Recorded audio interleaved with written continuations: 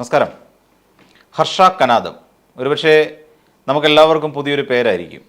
ഹർഷ കനാദം നല്ല വെറൈറ്റി ഒരു പേര്. ഹർഷ രമേശ് കനാദം എന്നാണ് അദ്ദേഹത്തിൻ്റെ മുഴുവൻ പേര്. ഇദ്ദേഹത്തിന് സത്യം പറഞ്ഞു കഴിഞ്ഞാൽ നമ്മൾ ഈ പേര് കേൾക്കുമ്പോൾ ഒരു അമ്പരപ്പ് തോന്നുന്നില്ലേ? ഹർഷ കനാദം എന്നൊക്കെ പറയുമ്പം എന്തിനിപ്പോൾ ഈ പേര് പറഞ്ഞു എന്ന് ചോദിച്ചു കഴിഞ്ഞാൽ ഇദ്ദേഹമാണ് ഇനി മുതൽ കോൺഗ്രസ് പാർട്ടിയെ കേരളത്തിലെ വാർ റൂമിൻ്റെ ചെയർമാനായി മാറുക. അതായത് പടക്കളത്തിലെ പുതിയ പോരാളി എന്നൊക്കെ പറയാൻ കഴിയുന്ന ഒരാൾ. അപ്പോൾ ആലോചിക്കും കനകോലുവോ? അപ്പോൾ കനകോലു ഉണ്ട്, കനകോലു ഒരു വശത്തുണ്ട്, കനകോലു ഉണ്ട്. പിന്നെ അതിനോടൊപ്പം തന്നെ വാർ റൂമിൻ്റെ ചെയർമാൻ എന്നുള്ള നിലയിലേക്ക് ഹർഷ കനാദം എന്ന് പറയുന്ന ഒരാളെ കൊണ്ടുവന്ന് ഇറക്കുമതി ചെയ്തിരിക്കുന്നു. ഇത് കേൾക്കുമ്പോൾ നമുക്ക് തോന്നുന്നത് ഈ ഹർഷ കനാദം എന്ന് പറയുന്ന ഒരാൾ കേരളത്തിൽ കോൺഗ്രസ് പാർട്ടിയെ വിജയിപ്പിക്കാൻ പോകുന്ന തക്ക ശേഷിയുള്ള ആയുധബലങ്ങളോടുകൂടി വന്നെത്തുന്ന ഒരു പുതിയ മുന്നണി പോരാളി എന്നുള്ള നിലയിലായിരിക്കും നമ്മൾ, പുതിയ സൈന്യാധിപൻ എന്നൊക്കെയായിരിക്കും നമ്മൾ ഉദ്ദേശിക്കുന്നത്. എന്നാൽ ഈ ഹർഷ കനാദത്തിനെ കുറിച്ച് സത്യം പറഞ്ഞു കഴിഞ്ഞാൽ ഇങ്ങനെ ഒരാൾ വരുന്നു എന്ന് കേട്ടപ്പോൾ തന്നെ ഇവിടുത്തെ കോൺഗ്രസ്സുകാർ നേരെ ഗൂഗിളിലേക്ക് സെർച്ച് ചെയ്തു.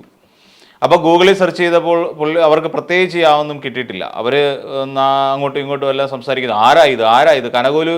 ആദ്യം വിചാരിച്ചു കനകോലുവിൻ്റെ കൂടെ എത്തുന്ന ഒരാളായിരിക്കും ഹർഷ കനാദം എന്നൊക്കെ കരുതിയെങ്കിൽ തന്നെയും തെറ്റി. കനകോലുവുമായി യാതൊരു ബന്ധവും ഈ പറയുന്ന പോലെ ഹർഷ കനാദന് ഇല്ല. അപ്പോൾ അങ്ങനെ ഇവർ രണ്ടുപേരും കൂടിയായിരിക്കും ഇനിയിപ്പോൾ കേരളത്തിലെ കോൺഗ്രസ് പാർട്ടിക്ക് ശക്തമായ ഒരു മുതൽക്കൂട്ടായി മാറുന്നത്. എം ലിജു എന്ന് പറയുന്ന വളരെ പ്രാഗൽഭ്യമുള്ള കോൺഗ്രസ്സുകാരിൽ നിന്നും വിവാദങ്ങളിൽ നിന്ന് ഒഴിഞ്ഞു മാറി നിൽക്കുന്ന വളരെ ജെനുവിനായ ഒരു വ്യക്തിത്വം നേരത്തെ ഉണ്ടായിരുന്ന അതായത് കഴിഞ്ഞ പാർലമെൻറ്റ് തെരഞ്ഞെടുപ്പിലൊക്കെ കേരളത്തിലെ കോൺഗ്രസ് പാർട്ടിയുടെ വാർ റൂമിൻ്റെ ചെയർമാൻ സ്ഥാനം ഉണ്ടായിരുന്നത് ഇദ്ദേഹത്തിനായിരുന്നു. അതായത് എം ലിജു എന്ന് പറയുന്ന നേതാവിന് തന്നെയായിരുന്നു. നേരത്തെ പലപ്പോഴും ഞാൻ സൂചിപ്പിച്ചിട്ടുള്ള ഒരു കാര്യം ഇത് തന്നെയായിരുന്നു. ഈ പറയുന്ന എം ലിജു എന്ന് പറയുന്ന ഒരാളെ പാർട്ടി വീണ്ടും ഇത് ഉപയോഗിച്ചിട്ടില്ല എന്നുള്ളത് തന്നെയാണ്. പരമാവധി തഴഞ്ഞ് ഒതുക്കി എവിടെയെങ്കിലും മാറ്റിയിട്ടിരിക്കുകയാണ്. എവിടെയെങ്കിലും നിർത്തിക്കഴിഞ്ഞാൽ തോക്കാൻ കഴിയുന്ന സീറ്റുകളിലായിരിക്കും പലപ്പോഴും എം ലിജുവിനെ കൊണ്ടുവന്ന് മത്സരിപ്പിക്കുക. അപ്പോൾ അത്രത്തോളം ഒരു ശക്തനായ ഒരു നേതാവിൻ്റെ നേതൃത്വത്തിൽ തന്നെ ആയിരുന്നു ഈ വാർ റൂം നേരത്തെ പ്രവർത്തിച്ചുകൊണ്ടിരുന്നത്. എന്നാൽ ഇപ്പോൾ അത് മാറി. ഇനിയിപ്പോൾ ഈ ഹർഷ കനാദം എന്ന് പറയുന്ന ഒരാൾ തന്നെ ആയിരിക്കും ഇതിൻ്റെ നേതൃത്വത്തിൽ വരിക. അപ്പോൾ അങ്ങനെ ഈ ഹർഷ കനാദത്തെക്കുറിച്ച് അറിയാൻ AICC വിളിക്കുന്നു. അങ്ങനെ ഡൽഹിയിൽ നിന്ന് ആരെങ്കിലും വന്നതാണോ എന്നറിയാൻ വേണ്ടി ഡൽഹി ഓഫീസിലേക്ക് വിളിക്കുന്നു. ഏറ്റവും ഒടുവിൽ തിരിച്ചറിയുന്നു ഇത് വന്നിരിക്കുന്നത് വേറെ എങ്ങൊന്നുമില്ല, കർണാടകത്തിൽ നിന്നാണ്. കർണാടകത്തിൽ ആരുടെ കക്ഷിയാണ് എന്നായി പിന്നീട് അടുത്ത ചോദ്യം. ആ കർണാടകത്തിൽ അവിടെ KR രമേശ് കുമാർ എന്ന് പറയുന്ന ഒരു മന്ത്രി ഉണ്ടായിരുന്നു. അതായത് മുൻപ് ആരോഗ്യവകുപ്പൊക്കെ കൈകാര്യം ചെയ്തുകൊണ്ടിരുന്നു. ഒരു തവണ അദ്ദേഹം ആരോഗ്യവകുപ്പും അതോടൊപ്പം തന്നെ സാമൂഹ്യക്ഷേമ വകുപ്പും ഒക്കെ കൈകാര്യം ചെയ്തുകൊണ്ടിരുന്ന ഒരു മന്ത്രിയാണ് ഈ രമേശ് കുമാർ. അദ്ദേഹത്തിൻ്റെ പുത്രനാണ് ഈ പറയുന്ന നമ്മുടെ ഹർഷ രമേശ് കനാദം എന്ന് പറയുന്ന ആള്. അതോടൊപ്പം തന്നെ ഇയാൾക്ക് എന്താണ് രാഷ്ട്രീയത്തിൽ പ്രാമുഖ്യം അല്ലെങ്കിൽ പ്രാധാന്യം എന്നൊക്കെ നമുക്ക് ചോദിക്കാൻ കഴിയും. എന്തുകൊണ്ട് അങ്ങനെ ചോദിക്കുന്നു എന്ന് ചോദിച്ചു കഴിഞ്ഞാൽ ഇതിന് മുൻപ് നടന്ന തെരഞ്ഞെടുപ്പിൽ, അതായത് കർണാടകയിൽ നിയമസഭാ പാർലമെൻറ്റ് തെരഞ്ഞെടുപ്പുകളിലൊക്കെ ഈ ഹർഷ കനാദം തന്നെയായിരുന്നു ഒരു പ്രധാനപ്പെട്ട ഇലക്ഷൻ സ്ട്രാറ്റജിസ്റ്റ്. അപ്പോൾ അവിടെ കർണാടകയിലൊക്കെ നടത്തി പരീക്ഷിച്ച് വിജയിച്ച് കുറേയധികം തന്ത്രങ്ങൾ ഹർഷ കനാദത്തിൻ്റെ ഉള്ളിലുണ്ട്. അവിടെ DK ശിവകുമാറുമായും സിദ്ധരാമയ്യയും വളരെ അടുത്ത ബന്ധമുണ്ട്. ഈ DK ശിവകുമാറിൻ്റെ ഒരു താല്പര്യത്തിലാണ് കേരളത്തിലേക്ക് ഇദ്ദേഹത്തെ ഇറക്കുമതി ചെയ്തിരിക്കുന്നത്. അവിടുന്ന് കയറ്റുമതിയും ഇവിടെ ഇറക്കുമതി. അപ്പോൾ അങ്ങനെ ചെയ്തിരിക്കുന്നത്. അപ്പോൾ ഇവിടെ കൊണ്ടുവന്ന് കഴിഞ്ഞപ്പോൾ ഇവർക്ക് ഇപ്പോൾ കേരളത്തിലെ കോൺഗ്രസ് നേതാക്കന്മാർ ആ അങ്കലാപ്പിലാണ്.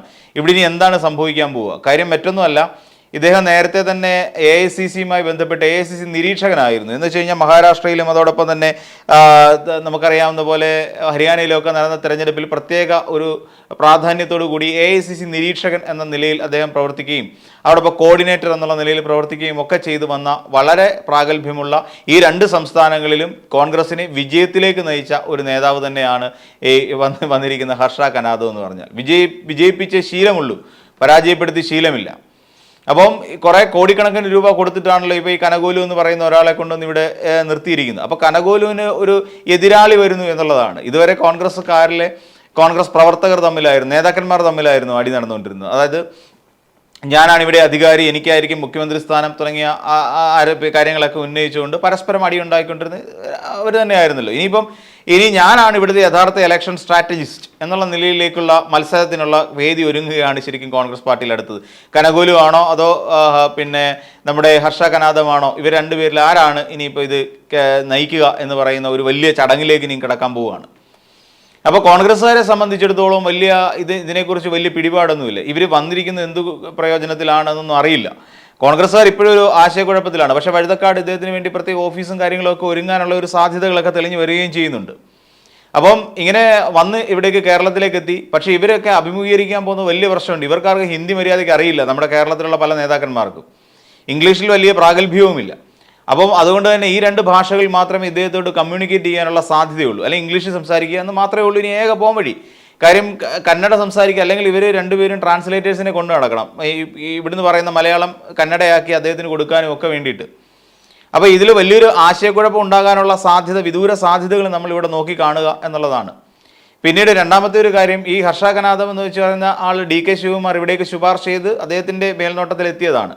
പിന്നെ തന്നെയല്ല, മഹാരാഷ്ട്രയിലും ഹരിയാനയിലും ഇപ്പം ജയിക്കും എന്നും പറഞ്ഞിട്ടുന്ന കോൺഗ്രസ് പാർട്ടിയെ സംബന്ധിച്ചിടത്തോളം അത് വമ്പൻ ദുരന്തമായി പോയതും നമ്മുടെ മുന്നിലുണ്ട്. അപ്പം അത് എന്തുകൊണ്ട് ദുരന്തമായി പോയി എന്ന് ചോദിച്ചു കഴിഞ്ഞാൽ കൃത്യമായി നമുക്കറിയാം, ഒരു കോർഡിനേഷൻ ഇല്ലാത്ത നിലയിൽ തന്നെയാണ് പൊയ്ക്കൊണ്ടിരുന്നത്. ഇപ്പം എന്തുകൊണ്ട് ഇത്ര പെട്ടെന്ന് കോൺഗ്രസ്സുകാർ ഇങ്ങനെ ഒരു നീക്കത്തിലേക്ക് പോയി എന്ന് ചോദിച്ചാൽ വളരെ എളുപ്പം നമുക്ക് പറയാൻ കഴിയും. ഇവിടെ ബാക്കി രണ്ടുപേരും സജ്ജമായി കഴിഞ്ഞിരിക്കുന്നു. അതായത് CPM ആണെങ്കിൽ തന്നെയും CPM-നെ സംബന്ധിച്ചിടത്തോളം ഒന്നും ഭയക്കേണ്ട ആവശ്യമില്ല. ഇപ്പോൾ ഉയർന്നു വരുന്ന പല വിവാദങ്ങളും ഈ പറയുന്ന പോലെ VD സതീശൻ എന്നെ പറഞ്ഞിട്ടുള്ള ഊതി വീർപ്പിച്ച ബലൂണിനെ പോലെ തന്നെയാണ്. അതിപ്പോൾ ഏത് സമയത്തും പൊട്ടിപ്പോകാവുന്ന വിവാദങ്ങൾ മാത്രമേ VD സതീശൻ്റെ നേതൃത്വത്തിലുള്ള പ്രതിപക്ഷത്തിന് ഉയർത്തിക്കൊണ്ടുവരാൻ സാധിച്ചിട്ടുള്ളൂ എന്നുള്ളത് വേറൊരു പ്രധാനപ്പെട്ട കാര്യമാണ്. അപ്പോൾ ഇനി ഹർഷ കനാദം വന്നിട്ട് ഇവിടെ എന്ത് മലമറിക്കും എന്നുള്ളതാണ് അടുത്ത ചോദ്യം. ഒന്നാമത്തെ പ്രശ്നം എന്ന് വെച്ചാൽ, ഇവിടെ ഈ പറയുന്ന ആര് വന്നിരുന്നാലും ശരി, ഇവിടെ ആദ്യം നേരെയാക്കേണ്ടതെന്ന് പറഞ്ഞാൽ ഇവിടെ നേതാക്കന്മാരെ നേരെയാക്കുക എന്നുള്ളതാണ്. പിന്നീട് അതിനുശേഷം മാത്രമേ ഇലക്ഷൻ സ്ട്രാറ്റജി എന്നുള്ള നിലയിൽ മുന്നോട്ട് കൊണ്ടുപോകാൻ കഴിയുള്ളൂ. ഹരിയാനയിൽ ഹൂഡ ചേർന്നുകൊണ്ട് നടത്തിക്കൊണ്ടിരിക്കുന്ന അവിടുത്തെ അഴിമതികളും അതോടൊപ്പം തന്നെ അയാളുടെ ആൾക്കാരായിരിക്കണം സ്ഥാനാർത്ഥികൾ തുടങ്ങിയ പിടിവാശിയും ഒക്കെ അവിടെ ഉണ്ടായിരുന്നു. ആം ആദ്മി പാർട്ടിയായിട്ടുള്ള എല്ലാ ബന്ധങ്ങളും അവസാനിപ്പിച്ചു. അവിടെ തന്നെ ഹരിയാനയിൽ നമ്മൾ നോക്കിയാൽ ആം ആദ്മി പാർട്ടി വേറെ മത്സരിക്കാൻ തുടങ്ങി.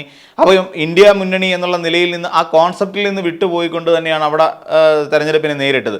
മഹാരാഷ്ട്രയെ സംബന്ധിച്ചിടത്തോളം ഒരു ഭൂലോക തോൽവിയായിരുന്നു എന്നുള്ളതാണ് നമ്മൾ രണ്ടാമതും മനസ്സിലാക്കേണ്ടത്. അപ്പോൾ ഇങ്ങനെ രണ്ട് സംസ്ഥാനങ്ങളിൽ തോൽപ്പിച്ച ഒരാളാണ് ഇപ്പം നമ്മുടെ മുന്നിലേക്ക് വന്നിരുത്തിയിരിക്കുന്ന ഈ പറയുന്ന കനാദം എന്ന് പറയുന്ന വ്യക്തി. ഇനിയും ഇവിടെ നോക്കിക്കഴിഞ്ഞാൽ അവിടെ ദേവഗൗഡ ഔട്ടാവുന്നു. അതിനുശേഷം ഇദ്ദേഹം സിദ്ധരാമയ്യ വരുന്നു. സിദ്ധരാമയ്യയും DK ശിവകുമാറും തമ്മിൽ തർക്കം നടക്കുന്നു. ആരായിരിക്കണം അടുത്ത മുഖ്യമന്ത്രി? ടേം വ്യവസ്ഥ വരുന്നു. 2.5 വർഷം കഴിയുമ്പോൾ സിദ്ധരാമയ്യ മാറിക്കൊടുത്ത് അടുത്ത 2.5 വർഷം മുഖ്യമന്ത്രി ആയിരിക്കേണ്ടത് DK ശിവകുമാറാണെന്ന് പറയുന്നു. ഏറ്റവും ഒടുവിൽ ഒരു കോംപ്രമൈസിലേക്ക് എത്തുന്നു. അങ്ങനെ DK ശിവകുമാറിനെ കൊണ്ടുവന്ന് ആഭ്യന്തര വകുപ്പ് ഏൽപ്പിക്കുന്നു. അപ്പോൾ കാര്യങ്ങൾ ഏകദേശം ശുഭകരമായി അവിടെ അവസാനിക്കുന്നു. എന്നാൽ DK ശിവകുമാറിന് കേരളത്തിൻ്റെ കാര്യത്തിൽ ഒരു പ്രത്യേക താല്പര്യമുണ്ട്. എന്താണ് ആ താല്പര്യം എന്ന് ചോദിച്ചു കഴിഞ്ഞാൽ, DK ശിവകുമാർ ഒരിക്കൽ വടകരയിൽ തെരഞ്ഞെടുപ്പിനെ അഭിമുഖീകരിക്കാൻ നേരത്ത് അവിടെ ആര് നിൽക്കുമെന്ന് പറയുന്ന വലിയൊരു ചോദ്യം ഉണ്ടായിരുന്നു. അപ്പോൾ അങ്ങനെ ഒരു ആശയക്കുഴപ്പത്തിലേക്കൊക്കെ പോകുന്ന ഒരു സാഹചര്യത്തിൽ DK അന്നൊരു വലിയ കാര്യമായിട്ട് ഒരു ഔദാര്യം എന്നോണം പറഞ്ഞിരുന്നു, ഞാൻ വേണമെങ്കിൽ അവിടെ വന്ന് വടകരയിൽ കോൺഗ്രസിന് വേണ്ടി മത്സരിക്കാം എന്ന് പറഞ്ഞിരുന്നു. അതായത് കേരളത്തിലേക്ക് ഒരു കണ്ണുണ്ട് DK ശിവകുമാറിന്. അതായത് കർണാടകയിൽ നഷ്ടപ്പെട്ടു പോയ ഒരു മുഖ്യമന്ത്രി സ്ഥാനം കേരളത്തിലെങ്കിലും വന്ന് ഈ പൊട്ടന്മാരെ പറ്റിച്ചെടുക്കാൻ പറ്റുമോ എന്നുള്ള ഒരു ചിന്താഗതിയും DK ശിവകുമാറിൻ്റെ മനസ്സിൽ ഇല്ലാതില്ല. അത് നേരിയ തോതിലെങ്കിലും ഉണ്ടാകാനുള്ള സാധ്യതയും നമ്മൾ തള്ളിക്കളയാൻ കഴിയുന്നതല്ലോ. അപ്പം KC വേണുഗോപാലും DK ശിവകുമാറും തമ്മിലുള്ള സുദീർഘമായ ചർച്ച. കാരണം KC വേണുഗോപാൽ എന്ന് പറഞ്ഞ കർണാടകയിലെ കോൺഗ്രസിന് ദൈവമാണ്. ഇവരെല്ലാം കൂടെ വിളിച്ചുകൊണ്ടൊരു വണ്ടിക്കകത്ത് കയറ്റി ഒരു റിസോർട്ടിനകത്ത് കൊണ്ടുവന്ന് പാർപ്പിച്ച് റിസോർട്ട് രാഷ്ട്രീയത്തിൻ്റെ ഉപജ്ഞാതാവാണ് KC വേണുഗോപാൽ. അത് നമുക്കറിയാം. അപ്പോൾ അങ്ങനെയെല്ലാം ഇതിനെ കൊണ്ടുവന്ന് എങ്ങനെയെങ്കിലും പച്ച പിടിപ്പിച്ച് കൊണ്ടുവന്ന ഒരാളെന്നുള്ള നിലയിൽ ഈ DK ശിവകുമാറും നമ്മുടെ KC വേണുഗോപാലും തമ്മിൽ നല്ലാത്തൊരു മാനസിക ഐക്യമുണ്ട്. അതിൻ്റെ ഭാഗമായിട്ടാണ് ജയിപ്പിക്കാൻ വേണ്ടി തന്നെ കൊണ്ടെത്തിയതാണ്. അപ്പം ഞാൻ പറഞ്ഞു വന്ന കാര്യം, ഇവിടെ ആദ്യം നന്നാവേണ്ടത് ഇവിടുത്തെ പ്രവർത്തകരാണ്. അതായത് ഇനി കനകോലുമല്ല, പിന്നെ കനാദമല്ല, ആര് വന്നിരുന്നാലും ശരി, ഇവിടെ ആദ്യം ഒരു അടച്ചുറപ്പുള്ള ഒരു വ്യവസ്ഥയാണ് ആദ്യം ഈ കോൺഗ്രസ് പാർട്ടിയിൽ ആദ്യമായി ഉണ്ടാകേണ്ടത്. അതായത് ഇവിടുത്തെ നേതാക്കന്മാരെല്ലാം അങ്ങോട്ടും ഇങ്ങോട്ടും ശത്രുക്കളാണ്. പരസ്പരം പോരടിച്ചുകൊണ്ടിരിക്കുന്ന രണ്ട് ധ്രുവങ്ങളിൽ നിൽക്കുന്നവരാണ് പല നേതാക്കന്മാർ. ഇപ്പം നമുക്കറിയാം, അടൂർ പ്രകാശ് വേറൊരു വഴിക്ക് പോകുന്നു, KPCC അധ്യക്ഷനും പേരാവൂർ MLA-യുമായ സണ്ണി ജോസഫ് വേറൊരു വഴിക്ക് പോകുന്നു, പറവൂരുകാരനായ VD സതീശൻ വേറൊരു വഴിക്ക് പോകുന്നു. ഇതൊന്നും അല്ലാതെ കണ്ണൂരിൽ പാർട്ടിക്ക് കോൺഗ്രസിന് സ്വന്തമായി ഒരു ഇരിപ്പിടം തന്നെ ഉണ്ടാക്കി കൊടുത്ത ഒരു നേതാവ് തന്നെയാണ് പിന്നെ K സുധാകരൻ. അദ്ദേഹത്തെ വീട്ടിൽ കൊണ്ടിരുത്തിയിരിക്കുന്നു. മുല്ലപ്പള്ളി രാമചന്ദ്രനെ കാണാൻ പോലും ഇല്ല. AK ആന്റണി മാളത്തിൽ ഒളിച്ചിരിക്കുന്നു. അപ്പോൾ ഇങ്ങനെ തുടങ്ങി പല നേതാക്കന്മാരും ഇവിടെ ഉണ്ട്. എന്നാൽ ഇവരെല്ലാം കൂടെ തെരഞ്ഞെടുപ്പ് എത്തിക്കഴിയുമ്പോൾ തമ്മിലടിക്കാൻ വേണ്ടി ഇവരെല്ലാം ഒത്തുകൂടും. ഹരിപ്പാടിനെ സംബന്ധിച്ചിടത്തോളം രമേശ് ചെന്നിത്തലയുണ്ട്. രമേശ് ചെന്നിത്തല ഒരു വഴിക്ക് നിൽക്കുന്നു. അപ്പോൾ ഇവരെല്ലാം കൂടെ ഒന്നിപ്പിക്കുക എന്ന് പറയുന്ന ഭഗീരഥ പ്രയത്നമാണ് കനകോലുവിനാണെങ്കിലും കനാദത്തിനാണെങ്കിലും ആദ്യമായി ചെയ്യേണ്ടി വരുന്നൊരു കാര്യം. ഇവരെ ഒന്നിപ്പിച്ചുകൊണ്ട് ഒരു ആശയ സമന്വയത്തിൽ എത്തിപ്പെടുക, ആശയ സമന്വയമല്ല, അധികാര സമന്വയത്തിൽ എത്തിപ്പെടുക എന്നുള്ളതാണ് ആദ്യമായി ചെയ്യേണ്ട ഒരു കാര്യം. എന്നാൽ ഇത് സാധിക്കാത്തിടത്തോളം കാലം കോൺഗ്രസ് നാല് വഴിക്ക് പോകും. നമ്മൾ കഴിഞ്ഞ ദിവസം ഒരു വീഡിയോയിൽ കണ്ടതുപോലെ, അതായത് എല്ലാവരും കൂടെ തിരക്കിട്ട് MLA-മാരെല്ലാം കൂടെ സമരം ചെയ്ത് പുറത്തേക്ക് ഇറങ്ങി വരുന്ന സമയത്ത് ഒരു പേപ്പർ കഷ്ണം അന്വേഷിക്കുന്ന VD സതീശനെ നമ്മൾ കണ്ടിരുന്നു. ഒരു എഴുതി വെച്ചിരുന്ന പേപ്പർ എവിടെ എന്ന് കുഞ്ഞാലിക്കുട്ടിയോട് ചോദിക്കുന്നൊരു ചോദ്യമുണ്ട്. ആ സമയത്ത് പറയുന്നുണ്ട് ഈ വായി നോക്കികളുടെ ഒന്നും ഒരു ഏൽപ്പിക്കാൻ പറ്റാത്തൊരു കാര്യമാണല്ലോ എന്ന്. അതായത് സ്വന്തം MLA-മാരെ പോലും വിശ്വാസമില്ലാത്ത രീതിയിൽ, സ്വന്തം MLA-മാരെ പോലും ഒരു പ്രതിപക്ഷ നേതാവ് വിശേഷിപ്പിക്കുന്ന രീതി ഇങ്ങനെയാണ്, അതൊരു പൊതുമധ്യത്തിൽ വെച്ചുകൊണ്ട്. ഇതേ അനുഭവം തന്നെ പിന്നെ VD സതീശന് നേരിടേണ്ടി വന്നിട്ടുണ്ട്. അതെന്താണെന്ന് ചോദിച്ചാൽ സമരാഗ്നിയുടെ ഒരു കാലഘട്ടത്തിൽ ആലപ്പുഴയിൽ വെച്ച് പത്രസമ്മേളനം വിളിക്കുന്ന സമയത്താണ് VD സതീശൻ ഇതുപോലെ പിന്നെ തെറിയ വിഷയം കേൾക്കേണ്ടി വന്നിട്ടുള്ളത്. അത് ആരുടെ വായിൽ നിന്നാണെന്നുള്ള കാര്യം നമുക്കറിയാം, K. സുധാകരൻ്റെ വായിൽ നിന്ന്. അപ്പോൾ ഇങ്ങനെ പിന്നെ തന്നെയല്ല, രമേശ് ചെന്നിത്തലയ്ക്ക് യാതൊരു പ്രാധാന്യം കൊടുക്കുക, രമേശ് ചെന്നിത്തല ഒരു വഴിക്ക് ഒതുക്കിയിട്ടിരിക്കുന്നു. അപ്പം ഇങ്ങനെയെല്ലാം കൂടെ കോൺഗ്രസ് പാർട്ടിക്കകത്ത് അഭിപ്രായ സമന്വയം എന്ന് പറയുന്ന ഒരു കാര്യം കേൾക്കാൻ പോലും ഇല്ലാത്ത ഒരു സാഹചര്യത്തിലാണ് ഇപ്പോൾ പൊയ്ക്കൊണ്ടിരിക്കുന്നത്. പിന്നെ തന്നെയുമല്ല, ഇനിയിപ്പോൾ യുവാക്കളെ സംബന്ധിച്ചിടത്തോളം യുവാക്കൾ വേറൊരു തട്ടി നിൽക്കുകയാണ്. അതായത് പിന്നെ വേറൊരു കാര്യം കൂടി ഇതിൻ്റെ കൂട്ടത്തിൽ ഭംഗീന്ദ്രേണ പറഞ്ഞു പോകാം. ഇദ്ദേഹത്തിൻ്റെ തുടക്കം എന്ന് പറഞ്ഞാൽ അതൊരു ബിസിനസ്സുകാരനാണ്. ആക്ച്വലി ഇതേ ശരിക്കും ഒരു രാഷ്ട്രീയ പശ്ചാത്തലം എന്ന് പറയാൻ, അച്ഛൻ മന്ത്രിയായി, അതിൻ്റെ പണ്ട് കരുണാകരൻ ചോദിച്ച പോലെ അച്ഛൻ മുഖ്യമന്ത്രി ആയി കഴിഞ്ഞാൽ മകന് മാതത്തഴമ്പുണ്ടാകുമെന്ന് ചോദിച്ച പോലെയാണ്. രമേശ് കുമാർ എന്ന് പറയുന്ന ഒരാൾ അവിടുത്തെ കർണാടകയിലെ മന്ത്രിയായിരുന്നു. അപ്പോൾ അതിൻ്റെ ഒരു പിൻബലമാണ് ഇദ്ദേഹത്തിനുള്ളത്. അല്ലാതെ ഏതെങ്കിലും കോൺഗ്രസ് പാർട്ടിയിൽ പ്രവർത്തിച്ച പരിചയമൊക്കെ ഒന്നും ഇല്ല. ദേശീയ തലത്തിൽ അറിയപ്പെടുന്ന ഒരാളെ അല്ല, ഒരു നേതാവ് എന്നുള്ള നിലയിൽ പോലും അദ്ദേഹത്തെ ദേശീയ തലത്തിൽ അറിയപ്പെടുന്നില്ല. അതുകൊണ്ടാണ് കേരളത്തിലെ കോൺഗ്രസ്സുകാർക്ക് ഒരു കൺഫ്യൂഷൻ ഉണ്ടായത്. ഇത് ആരാണ്, എന്താണ്, എവിടുന്നാണ്, എന്തിനു വരുന്നു എന്നൊക്കെയുള്ള ഒരു ചോദ്യം എല്ലാ കോൺഗ്രസ്സുകാരുടെ മനസ്സിൽ ഉണ്ടാകാനുള്ള കാരണം അത് തന്നെയാണ്. അപ്പോൾ സ്വന്തമായി ഒരു രാഷ്ട്രീയ വ്യക്തിത്വമോ രാഷ്ട്രീയമായ ഒരു അടിത്തറയോ ഇല്ലാത്ത ഈ ഒരു ഒരാൾ തന്നെയാണ് ഈ കനാദം. അപ്പം ഈ കനാദം ഇവിടേക്ക് വന്നു കഴിയുമ്പോൾ, ഈ കനാദം നേരത്തെ പറയില്ല IT പ്രൊഫഷണൽ കൂടിയാണ്, IT പ്രൊഫഷണലാണ്. അതോടൊപ്പം തന്നെ ഇദ്ദേഹം ആദ്യ കാലഘട്ടത്തിൽ ബിസിനസ് ചെയ്തിരുന്നു. ആ ബിസിനസ് കോഴി ഫാം ആയിരുന്നു എന്നുള്ളതാണ്. അപ്പോൾ ശരിക്കും പറഞ്ഞു കഴിഞ്ഞാൽ ഒരുപക്ഷെ ഒരു കോയിൻസിഡൻ്റ് ആയിരിക്കാം ഇങ്ങനെയൊക്കെ സംഭവിക്കുന്നത്.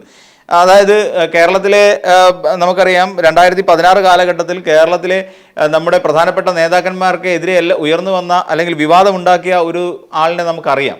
സോളാർ വിഷയവുമായി ബന്ധപ്പെട്ട് ഉയർന്നു വന്ന ഒരു വലിയൊരു സ്ത്രീപീഡന കഥയുണ്ട്. കേരളത്തിലെ മുഴുവൻ കോൺഗ്രസ്സുകാരുടെ പേരും അതിനകത്തുണ്ടായിരുന്നു.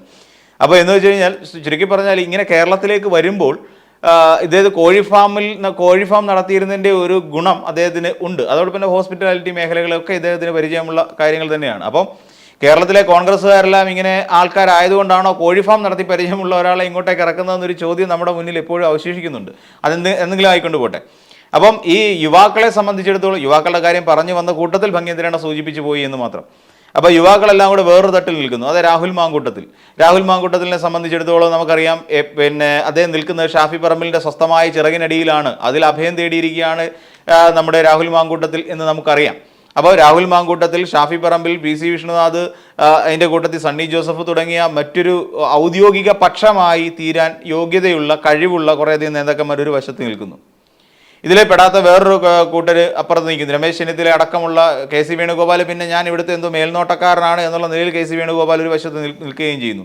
അപ്പോൾ ഇവരെല്ലാം കൂടെ ചേർന്ന് വരുന്ന ഒരു കോൺഗ്രസ് പാർട്ടിയെ ഇതിൻ്റെ എല്ലാം ഒരു ചരടിൽ കോർത്തുകൊണ്ട്, ഈ നേതാക്കന്മാരെല്ലാം ഒരു ചരടിൽ കോർത്തുകൊണ്ട് ഒറ്റക്കെട്ടാക്കി നിർത്തി എങ്ങനെയെങ്കിലും തെരഞ്ഞെടുപ്പിനെ നേരിടുക. കനകോലു 60 പറഞ്ഞെങ്കിൽ ഇദ്ദേഹം ചിലപ്പോൾ 100 ആയിരിക്കും വാഗ്ദാനം ചെയ്യുന്നത്. പക്ഷെ അതിലൊന്നും വലിയ കാര്യമൊന്നുമില്ല, നമുക്ക് എല്ലാവർക്കും അറിയാം. അപ്പം പിന്നെ തന്നെയുമല്ല, ഇങ്ങനെ പൊട്ടിപ്പൊളിഞ്ഞ് നിൽക്കുന്ന ഒരു സാഹചര്യത്തിൽ ഈ കനാദും ഇവിടെ വരുന്നുകൊണ്ട് എന്തെങ്കിലും മെച്ചം കോൺഗ്രസ് പാർട്ടിക്ക് ഉണ്ടാകുമോ എന്നുള്ളൊരു ചോദ്യമാണ് നമ്മുടെ മുന്നിൽ ഇപ്പോഴും അവശേഷിക്കുന്നത്. ഇനി കനകോലുവിനെ പറഞ്ഞു വിടാനാണോ ഉദ്ദേശം? അതല്ല, ഇനി കനകോലുവിന് വേണ്ടി മുടക്കുന്ന പണത്തിൽ രണ്ടുപേർക്കും ഷെയർ കൊടുക്കേണ്ടി വരുമോ എന്നൊക്കെയുള്ളൊരു സംശയവും കൂടെ KPCC സംബന്ധിച്ചിടത്തോളം ഇപ്പോഴുണ്ട്. എന്തുതന്നെയാണെങ്കിലും കനാദം വരുന്നുകൊണ്ട് എന്തെങ്കിലും മെച്ചം കോൺഗ്രസിന് ഉണ്ടാകുമോ എന്നുള്ളത് കണ്ടറിയണമെങ്കിൽ ഈ തദ്ദേശ സ്വയംഭരണ തെരഞ്ഞെടുപ്പ് കഴിയണം. അതിനെ തുടർന്ന് നടക്കാൻ പോകുന്ന നമ്മുടെ നിയമസഭാ തെരഞ്ഞെടുപ്പൊക്കെ കഴിഞ്ഞ് മിക്കവാറും അടുത്ത വർഷത്തോടു കൂടിയ കനാദത്തിൻ്റെ എഫക്റ്റ് നമുക്ക് അറിഞ്ഞു തുടങ്ങാൻ സാധ്യതയുള്ളൂ. അതുവരെ ഒന്നും അറിയാൻ സാധ്യതയില്ല. കാരണം ഒന്നുകിൽ അറിഞ്ഞു തുടങ്ങണമെങ്കിൽ രമേശ് ചെന്നിത്തലയും VD സതീശനും KC വേണുഗോപാലും രാഹുൽ മാങ്കൂട്ടത്തിലും ഷാഫി പറമ്പിലും PC വിഷ്ണുനാഥും അടക്കമുള്ള നേതാക്കന്മാരെല്ലാം കൂടെ ഒരുമിച്ച് കൂടിയിരുന്ന് രാഷ്ട്രീയമായി എങ്ങനെ മുന്നോട്ട് പോകണം എന്നുള്ളതിനെക്കുറിച്ചൊരു സ്ട്രാറ്റജി ഉണ്ടാക്കണം. അത് ആ ഒരു സാഹചര്യത്തിലേക്ക് പോകുകയാണെന്നുണ്ടെങ്കിൽ മാത്രമേ നമുക്ക് ഇക്കാര്യത്തിൽ ഉറപ്പ് പറയാൻ കഴിയുള്ളൂ. അതാണ് ഏറ്റവും പ്രധാനപ്പെട്ട ഒരു വിഷയം. കനാദത്തിൻ്റെ എഫർട്ട് വിജയിച്ചിട്ടുണ്ടോ ഇല്ലയോ എന്നുള്ളത് തുടക്കം മുതൽ നമുക്ക് മനസ്സിലാക്കേണ്ടി വരും. അപ്പോൾ ഇങ്ങനെയുള്ള കുറേയധികം കാര്യങ്ങളുണ്ട്. പക്ഷേ കനാദം വരുന്നതുകൊണ്ട് വലിയ മാറ്റമൊന്നും ഉണ്ടാകാൻ സാധ്യതയില്ല. കാര്യം മഹാരാഷ്ട്രയുടെ ചരിത്രം നമുക്കറിയാം, അതോടൊപ്പം ഹരിയാനയിൽ എന്ത് സംഭവിച്ചു എന്നുള്ള കാര്യം നമുക്കറിയാം. പിന്നെ ആകെയുള്ളത് കർണാടകയിൽ തെരഞ്ഞെടുപ്പിൽ ഇങ്ങനെ ചെറിയ സംഭവങ്ങൾ ഉണ്ടായത് മാത്രമാണ് കനാദത്തെ സംബന്ധിച്ചിടത്തോളം ഒരു പ്ലസ് പോയിന്റായിട്ട് നിൽക്കുന്നത്. ഈ ദേശീയ രാഷ്ട്രീയത്തിൽ പോലും പലർക്കും അറിയാൻ വയ്യാത്ത ഒരു മുഖവും പേരും കൂടിയാണ് ഈ പറയുന്ന ഹർഷൻ കനാദം എന്ന് പറയുന്ന വ്യക്തിയുടേത്. അപ്പോൾ അതുകൊണ്ട് കേരളത്തിൽ ഇനി എന്ത് മാറ്റം വരും, കനാദത്തിന് എന്ത് മാറ്റം കൊണ്ടുവരാൻ കഴിയും എന്നുള്ളതാണ് പൊതുവെ രാഷ്ട്രീയ നിരീക്ഷകരെല്ലാം ഉറ്റുനോക്കിക്കൊണ്ടിരിക്കുന്നത്.